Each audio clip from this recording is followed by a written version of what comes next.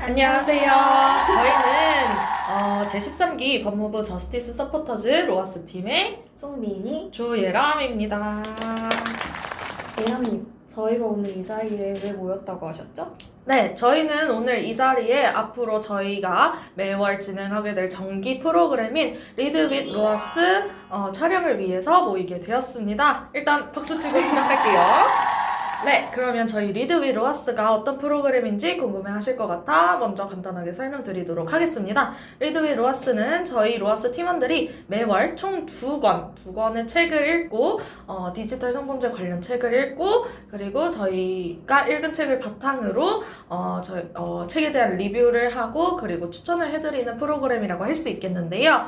크게는 책 줄거리에서부터 저희가 책을 읽으면서 가장 인상 깊게 느꼈던 점 그리고 아쉬웠던 점, 마지막으로 이 책이 그래서 디지털 성범죄와 어떤 연관성이 있는지에 대해서 말씀을 드리고 마지막으로는 저희 스스로가 이 책을 읽으면서 느꼈던 한 줄 평까지 해서 마무리를 지어보도록 하겠습니다.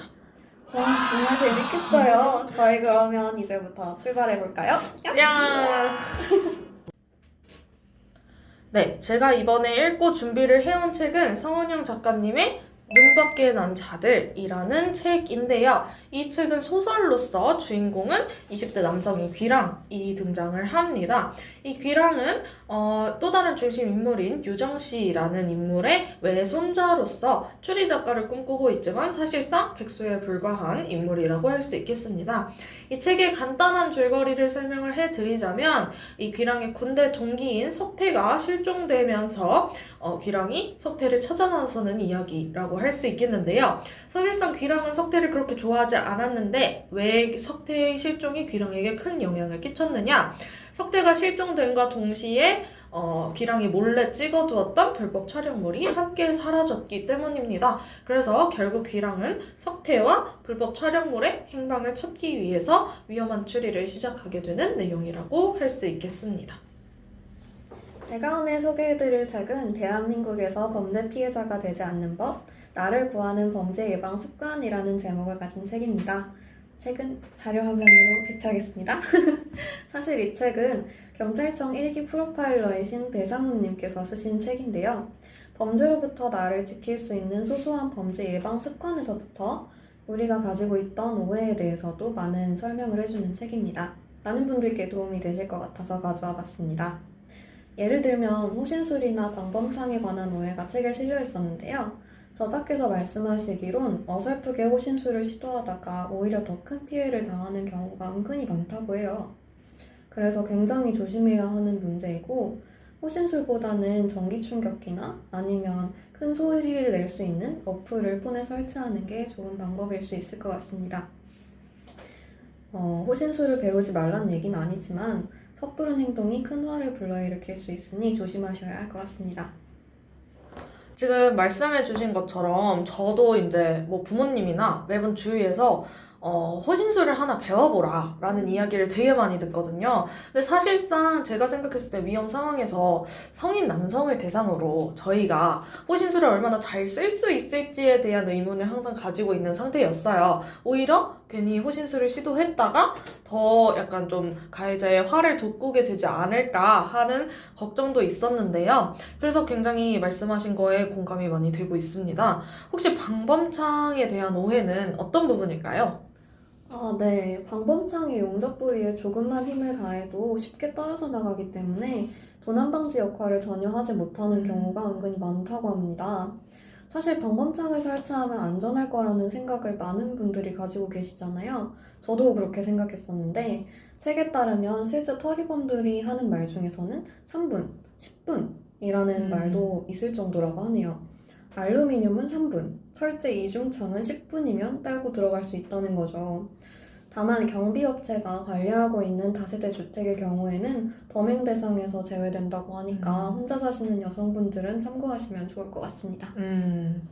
네, 지난 2016년에 미니님도 읽어보셨겠지만 베스트셀러 82년생 김지영이라는 책이 있었습니다. 그 책이 이제 30대 여성 김지영의 입장에서 대한민국의 성차별 현황을 현실적으로 드러냈었다면 이 책, 눈밖에 난 자들, 이 책은 20대 남성 유기랑의 입장에서 대한민국에 만연한 각종 성범죄에 대해서 보다 더 생생하게 접근을 하고 있습니다. 특히 10대 시절부터 군대를 전역한 20대 중후반이 될 때까지 같은 학원을 다니던 여학생을 불법 촬영하여 그 여학생의 인생을 송두리째 바꿔놓기도 하고 또 같은 집에 사는 대학생 꼭지가 스스로에게 굉장히 고분고분하게 굴지 않는다는 이유로 그녀의 버릇을 고쳐놓겠다고 군대 동기인 석태를 소개시켜주고 결국 석태가 꼭지에게 성범죄를 저지르기까지 하는데요. 그럼에도 불구하고 그 모습을 촬영하면서 나는 의도하지 않았으니까 괜찮다. 나는 억울하다는 식을 반응을 보이는 그 귀랑이 굉장히 파렴치한 성범죄자라기보다는 오히려 주변에서 굉장히 흔히 볼 수 있는 평범한 남성으로 설정된 것이 굉장히 인상 깊었습니다. 그리고 결국 귀랑이 밝혀낸 진실과 성범죄 가해 남성에게 가해지는 성범죄 피해 여성들의 치밀한 복수가 일반적으로 사실 흔히 볼 수 있는 구도는 아니잖아요. 그래서 그런 부분이 굉장히 놀랍고 좀 새로운 작품이라고 생각을 했습니다. 아무래도 현실에서 일어나기 힘든 일이다 보니 성범죄 피해자가 가해자에게 복수를 했다는 건 저도 정말 놀라운 점이라고 생각합니다. 다만 가해자가 제대로 된 벌을 받았다니 독자로서는 정말 속이 시원한 일이지만 한편으로는 소설 속에서 행해진 사적 제재 말고 공적인 처벌은 없었는지 궁금하네요. 네, 저도 그 부분에 대해서 계속 생각을 하면서 이 책을 읽었는데요. 주인공인 귀랑과 그 주변 인물들로 묘사가 되는 남성들은 중고등학생이던 10대부터 군대를 전역한 20대 중후반이 될 때까지 다양한 성범죄, 그 중에서도 저희 저스티스 서포터즈가 중심적으로 다루고 있는 디지털 성범죄를 아무런 죄의식 없이 저지르는 굉장히 뻔뻔한 모습을 보여줍니다. 이러한 그들의 태도를 형성하는 데에는 엄격하지 않았던 공적인 처벌이 좀 크게 기여를 했다라고 저는 생각을 했는데요. 실제로 소설 속에서도 주인공인 귀랑은 말씀드렸다시피 10대 때 같은 학원의 여학생을 그리고 20대 때에는 같은 집에 살고 있는 박꼭지라는 여학생을 불법 촬영을 하면서도 굉장히 뻔뻔한 태도를 보여주는데요. 특히 10대 때에는 그 당시만 하더라도 불법 촬영이나 뭐 흔히 말하는 몰래카메라에 대한 인식이 많이 퍼져 있지 않았고 그 귀랑의 어머니가 굉장히 입김이 세였다라는 내용이 전개가 되면서 사건이 잘 무마가 되었다라고 언급이 되기도 합니다. 이와 같이 그 소설 속 남성들의 불법 촬영에 대한 인식은 굉장히 안일하고요. 그리고 실제로 공식적인 처벌도 이루어지지 않았어요. 그래서 이러한 현실을 통해서 독자들에게 저희가 흔히 말하는 고구마를 열심히 먹여준 작품이라고 생각을 합니다. 아무래도 범죄 현장을 직접 수사하시는 분이 쓴 책이시다 보니 일반적인 범죄 예방 책과는 조금 다른 부분이 있었습니다. 범죄 수법이나 현장 상황에 대해서 묘사해 주시기도 하고 우리가 바라보는 세상 말고 범죄자들이 바라보는 시선을 묘사해 주시기도 하셨습니다. 게다가 책의 내용 자체가 길거리, 데이트 상황, 가정폭력처럼 상황별로 구성되어 있기 때문에 혹시나 같은 고민을 하고 계시는 분이 계시다면 도움을 많이 받을 수 있겠구나 하고 많이 느꼈습니다. 다만 책에 관해 아쉬운 점이라면 결국 범죄 피해자가 되지 않는 법이라는 건 범죄에 대해서 피해자 탓을 할 여지를 어느 정도 남겨두고 있다고 생각해요. 그래서 흔히 하는 말이지만 짧은 치마를 입어서 범죄를 당한 게 아니듯이 이런 방법들을 사용하지 않아서 범죄를 당한 게 아니니까 저도 범죄 피해자가 되지 않는 법이라는 제목이 아주 마음에 드는 편은 아니었습니다. 네, 말씀해주신 부분에 대해서 저도 많이 동의를 하는데요. 대한민국에서는 아무래도 성범죄가 발생을 하면 피해자의 책임으로 돌리는 감이 없지 않아 있다라고 저는 생각을 합니다. 그런 맥락에서 이 책이 분명히 좋은 의도로 작성이 된 것은 맞지만 범죄 피해자가 되지 않는 법, 보다는 범죄 가해를 하지 않는 법, 범죄자가 되지 않는 법 이런 식의 내용으로 대한민국 전체적인 인식이 바뀌면 더 좋지 않을까라고 생각을 했습니다. 그렇지만 일단 저희가 다루고 있는 이 책에 있어서 좀 더 나은 소제목을 새로 지어본다면 어떤 식으로 지어볼 수가 있을까요? 실제 범죄자의 심리부터 범죄 행동 방식, 피하기 위한 방법 등을 제시하고 있는 책이니만큼 범죄로부터 나를 지킬 수 있는 방법, 나를 지킬 수 있는 습관 정도로 정리하면 좋을 것 같습니다. 네.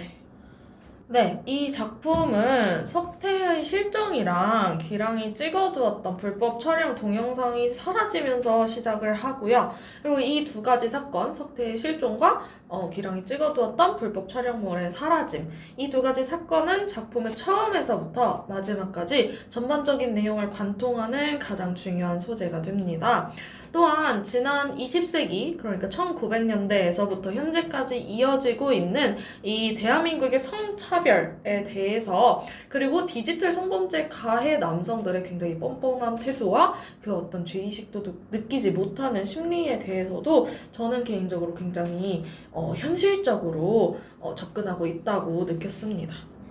네, 실제로 디지털 성범죄를 저지른 성범죄자들이 자신의 죄를 뉘우치지 못한다는 사실은 현실이 어디서부터 잘못되었는지 모를 안타까움을 많은 분들께 불러일으키는 것 같습니다. 그래서인지 유독 중범죄자의 경우에만 그 사람을 단순히 가해자로 바라보는 것이 아니라 자꾸만 그 사람의 일생을 들여다보고 어디서부터 잘못되었고 어떻게 범죄자가 되었는지를 재조명하려는 그런 움직임이 있는 것 같아요. 소설 속에서도 이런 경향이 있었나요?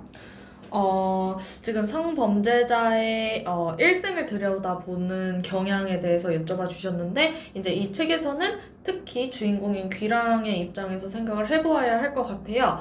이 소설의 서술자는 주인공이자 성범죄 가해 남성인 귀랑인데요. 따라서 이 소설은 겉으로 보기에는 오히려 그 작중의 인물들이 저지르는 다양한 디지털 성범죄들을 아무렇지 않게 정당화하는 것처럼 보입니다. 실제로 귀랑은 성범죄 피해 여성들의 복수에 휘말리게 되자 나는 의도적으로 촬영해서 유포하고 큰 돈을 버는 사람도 굉장히 많이 봤는데 나는 그렇지도 않았는데 난 되게 억울하다. 약간 이런 식으로 생각을 합니다. 굉장히 좀 뻔뻔한 생각이죠. 그렇지만 오히려 이런 그 귀랑의 뻔뻔한 태도를 너무나도 적나라하게 드러냄으로써 그러한 귀랑과 다른 인물들의 모습을 바라보는 저희 같은 독자 입장에서는 오히려 좀 더 문제의식을 더 잘 느끼게 되지 않나 싶었습니다. 따라서 범죄자들의 일생이나 아니면 범죄를 저지르게 된 이유 등에 대해서 정당화하려는 것은 찾아보기가 힘들었고요. 오히려 그 사람들에 대해서 좀 더 부정적으로 느끼게 만들려던 것이 작가의 의도지 않았나라고 저는 개인적으로 생각을 합니다. 그렇다면 독자들은 이 소설을 읽으면서 가해자보다는 피해자 입장이 좀 더 이입이 될 수 있겠네요? 네, 보시면 잘 보이실지 모르겠지만 이 책의 뒷표지에 소라넷과 엠번방 사건 등 대한민국을 뒤흔들었던 각종 디지털 성범죄에 대한 언급과 그러한 사건들을 제대로 엄벌을 하지 못했던 대한민국의 사법 체계에 대해서 비판하는 글이 실려 있는데요. 이와 같이 현실에서는 아무런 힘없이 고통받는 디지털 성범죄 피해 여성들이 이 소설 속에서는 굉장히 치밀하고 어떻게 보면 공포스럽게 느껴질 정도로 복수를 계획하고 시행한다는 점에서 독자로 하여금 일종의 저는 카타르시스를 느꼈습니다. 그래서 그런 느낌을 받게 하는데요. 그러나 동시에 현대사회의 디지털 교도소와 같이 사실상 엄연히 대한민국의 법률 체계를 벗어난 가해자에 대한 사적 제재의 허용이 과연 올바른지에 대해서도 고민하게 만드는 책이라고 생각을 했습니다. 앞서 말씀드린 바와 같이 소설 속에서 성범죄를 저지른 가해자들에게는 공적인 처벌이 거의 없었는데요. 이런 상황에서 고구마를 먹었을 그 독자들의 입장에서는 이 성범죄 피해 여성들의 사적 제재 제재, 사적인 복수 자체가 분명히 굉장히 통쾌한 사이다처럼 느껴졌을 수도 있어요. 그렇지만 과연 이런 사적 제재가 저희 현실에서 실제로 일어났을 경우에도 이걸 과연 정의롭다고 할 수 있을지에 대해서는 의문이 계속 듭니다. 대한민국에서 이러한 사적 제재는 엄연히 불법이기 때문이죠. 그러나 그런 방식으로라도 복수를 하고 싶어하는 피해자들의 입장을 충분히 고려를 해서 대한민국의 성범죄 관련 법이나 아니면 처벌 등이 계속 바뀌어 나가야 하는 게 아닐지라고 생각을 했습니다. 아까 말씀드렸다시피 이 책은 상황별, 소재별로 예방법을 담고 있습니다. 그 중에서도 디지털 성범죄의 천국, 훔쳐보는 사회라는 제목으로 불법 촬영에 대한 사연과 대처법을 소개하고 있는데요. 단순히 불법 촬영 피해자가 할 수 있는 대처에서 끝나는 것이 아니라 같은 피해자의 사연까지도 담고 있기 때문에 같은 고통을 겪고 계신 분들께 좀 더 도움이 될 것이라고 생각했어요. 그리고 불법 촬영을 목격한 시민들이 할 수 있는 대처법을 담고 있기도 하고요. 예를 들면 스마트 국민제보 어플이나 지하철 안전지킴이 어플 같은 것들이요. 대한민국의 국민으로 살아가는 여성으로서 지난 몇 년간 나라를 뒤흔들었던 각종 디지털 성범죄들에 대해서 적절한 제재나 아니면 조치가 취해지지 않았다고 생각을 합니다. 그러한 점에서 굉장히 답답함을 느끼셨을 여성분들께는 이 눈밖에 난 자들이라는 소설이 일종의 사이다가 되어줄 수 있을 거라고 생각을 했습니다. 어떻게 보면 약간은 극단적일 수도 있다라고 느꼈는데요. 그렇지만 대한민국의 많은 여성들이 살면서 한 번쯤은 느껴봤을 차별이나 또는 한 번쯤은 두려워했을 디지털 성범죄에 대해서 아주 적나라하게 다룬 작품이라고 개인적으로는 생각을 했습니다. 책에 보면 우리나라의 성범죄 발생률이 전쟁이나 내전을 겪고 있는 나라를 제외하고 5손가락 안에 든다는 내용이 언급됩니다. 네? 5손가락이요? 그러니까요. 이거 진짜 너무 심하다. 이렇게 각박한 세상 속에서 자기 자신을 지키기 위해 살아가시는 모든 여성분들께 연대와 위로의 메시지를 보냅니다. 그런 의미로 이 마지막은 이 책의 저자이신 배상훈님께서 머릿말에 남기신 말로 끝내도록 하겠습니다. With you, Always. 눈밖에 난 자들은 누구나 한 번쯤 생각은 해보았을 무섭고 통쾌한 복수극이다. 대한민국에서 범죄 피해자가 되지 않는 법은 일상생활에 유용한 팁들은 다 모은 그야말로 실용서. 네, 저희 드디어 9월 프로그램인 리드 위 로아스 촬영이 끝났습니다. 네, 저희가 이 프로그램을 기획하고 진행하는 것 자체가 9월이 처음이어서 미니님께서 굉장히 긴장도 많이 되시고 좀 떨리셨을 것 같은데 어떻게 참여하셨는지 궁금합니다. 네, 예람님 말씀대로 사실 정말 떨리고 제가 카메라 앞에 설 수 있을까 무서운 마음도 조금 앞섰는데요. 예람님께서 잘 준비해주신 덕분에 이렇게 행복하게 촬영 마치게 되었습니다. 네, 역시 저희 이 멘트 절대 짠 거 아니고요. 저희 로아스 팀의 우애가 이 정도라는 거를 미니님께서 잘 보여주셨습니다.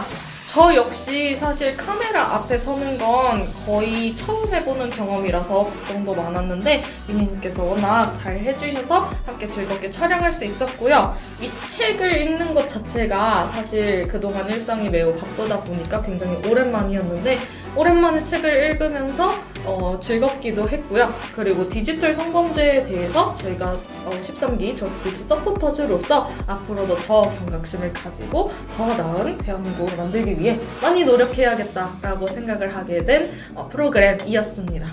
네, 그러면 저희 로아스의 리드 윗 로아스 프로그램은 다음 달에도 계속 될 예정인데요. 다음 달에는 저희 말고 또 다른 로아스 팀원분들께서 또 다른 책으로 준비를 열심히 하셔서 콘텐츠를 제작하실 예정이시니까 앞으로도 많은 기대와 관심 부탁드리겠습니다. 네, 그러면 감사합니다.